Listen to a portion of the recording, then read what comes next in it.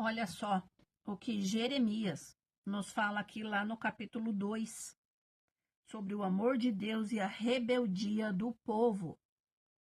A mim me veio a palavra do Senhor dizendo: vai e clama aos ouvidos de Jerusalém. Assim diz o Senhor: lembro-me de ti, da tua aflição, quando eras jovem, e do teu amor, quando noiva, e de como me seguias no deserto, numa terra em que se não semeia. Então Israel era consagrado ao Senhor e era as primícias da sua colheita. Todos os que devoraram se faziam culpados. O mal vinha sobre eles, diz o Senhor. Ouvi a palavra do Senhor, ó casa de Jacó, e todas as famílias da casa de Israel. Assim diz o Senhor: que injustiça acharam vossos pais em mim? Quais injustiças? Os pais desse povo que tanto sofria encontrou em Deus. Ele está perguntando ao povo aqui: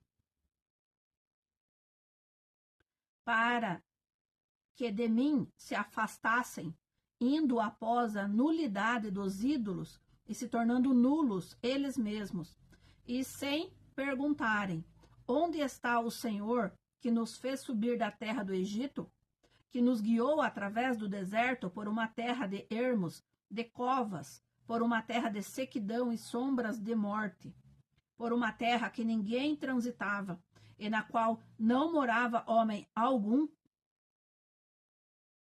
Eu vos introduzi numa terra fértil. Olha Deus falando ao povo aqui novamente. Eles já sabiam, os pais deles passaram para eles o que Deus tinha feito na vida deles.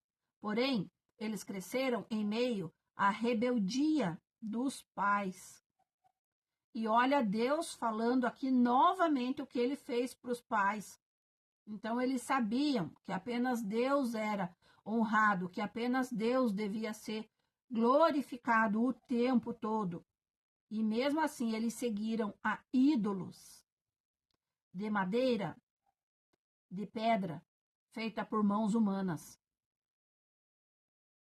Eu vos introduzi numa terra fértil, para que comesseis o seu fruto e o seu bem, mas depois de terdes entrado nela, vos contaminastes da minha herança e fizestes a abominação. Os sacerdotes não disseram: onde está o Senhor? E os que tratavam da lei não me conheceram.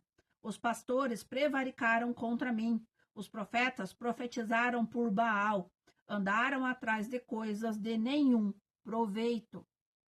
Olha Deus falando aqui o quanto o povo era rebelde. E hoje a gente ainda vê isso. Que muitas famílias que tiveram princípios e valores, eles não passam princípios e valores para os seus filhos. E aí eles se desviam do Senhor, pagam com a própria vida, muitas vezes, pagam com suas próprias escolhas, com as suas próprias atitudes.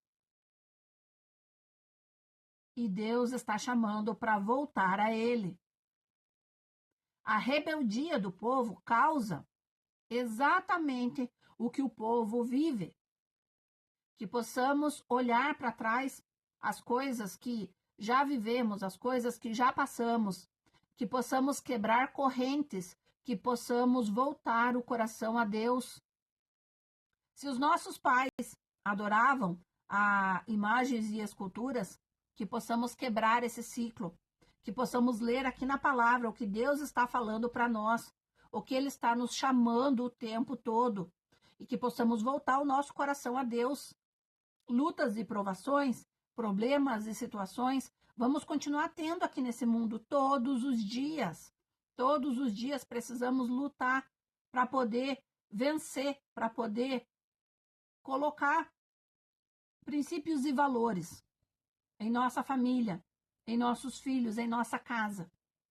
E lutar contra as injustiças que acontecem aqui nesse mundo. Porque todos os dias nos deparamos com coisas e situações que acontecem e que a gente fica indignado. E que muitas vezes o nosso braço, a nossa carne, fala mais alto. Que possamos saber a hora de calar, mas que possamos sim saber a hora de falar, a hora de nos posicionar para que mudem essas situações, para que realmente aconteçam as coisas corretas, as coisas sejam corretas para todos, igualmente, que não tenha preferência, que não tenha situações onde as pessoas fazem para alguns e para outros não, onde muitas pessoas, por falta de entendimento, muitas vezes acabam sendo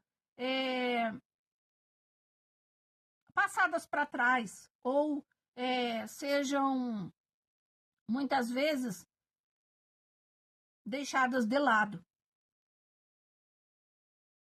Situações que acontecem no dia a dia nosso e que muitas vezes a gente sabe que isso acontece. E às vezes a gente prefere ficar calado para não causar o conflito, para não causar o atrito. Que possamos mudar isso, que possamos nos posicionar. Claro que muitas vezes o posicionamento gera o conflito, mas que possamos pedir sabedoria e entendimento a Deus para saber nos posicionar sem tanto conflito, porque que sempre vai gerar um conflito, isso é certeza. Porque toda vez que você confrontar uma situação, toda vez que você confrontar alguma coisa que você está vivendo, que você está passando, alguém não vai gostar. E vai ter o conflito, vai ter o atrito. Mas que possamos saber realmente que vale a pena a gente batalhar pelos nossos direitos, que vale a pena a gente se posicionar realmente, que vale a pena a gente colocar princípios e valores na nossa família, e que vale a pena, sim, a gente resolver as situações e não simplesmente empurrando com a barriga como muitas pessoas fazem. Que muitas vezes, até os filhos da gente, é muito mais fácil a gente simplesmente fechar o olho e deixar eles viver do jeito que eles estão vivendo, do que a gente se posicionar e dar um basta e falar, agora chega. Aqui dentro da minha casa, quem manda sou eu, e você vai fazer de acordo com o que eu estou colocando aqui de princípios e valores. E você mudar o destino, você mudar a vida, você mudar a rota de uma família. Porque muitas vezes os próprios pais, o pai e a mãe, acaba gerando atrito entre eles e os filhos acabam ficando divididos. Que isso não aconteça. Que a gente saiba pedir sabedoria, entendimento, direcionamento, discernimento de Deus para poder fazer as coisas certas. Não somos perfeitos. Só Cristo nos aperfeiçoa todos os dias. Não é apenas uma família que tem conflito, que tem atrito, que tem situações para resolver. Todas as famílias têm. Mas que possamos saber resolver, que possamos pedir sabedoria e direção de Deus para poder fazer as coisas certas, as coisas corretas. E Deus está falando aqui, ó. O povo sabia, o povo conhecia ele, o povo sabia o que ele tinha feito, o povo sabia que ele era o único Deus, e mesmo assim se ajoelharam, se renderam, se prostraram a Baal, a ídolos, a coisas feitas por mãos humanas. Que possamos quebrar esse ciclo, que possamos voltar o nosso coração a Deus. Apenas Ele é Deus, apenas Ele faz, apenas Ele acontece.